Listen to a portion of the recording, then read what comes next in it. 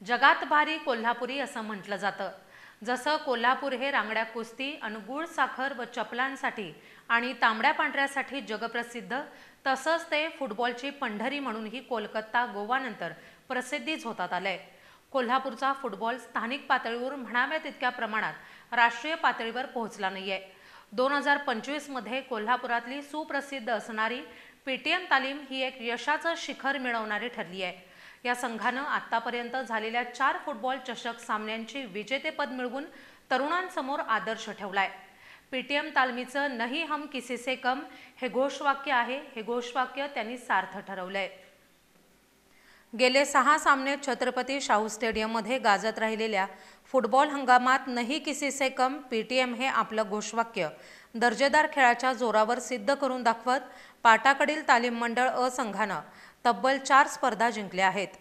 जिंकलेल्या या 4ही स्पर्धांमधून त्यांनी 5 लाख रुपयांचं बक्षीसही आपल्या खात्यात जमा केले।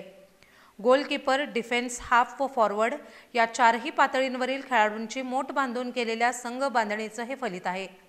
संघात अंशिद अली, ऋषिकेश मेथे पाटील, निवृत्ती पवनोजी हे 3 स्कोरर खेळाडू असून त्यांच्यात ऐनवेळी विरुद्ध संघावर गोल करण्याची धमक आहे।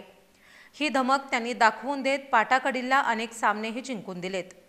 उपांत्यपूर्व, उपांत्य व अंतिम सामना खेळण्यासाठी पाटाकडीलचा संघ रणनीती घेऊनच मैदानात येतो।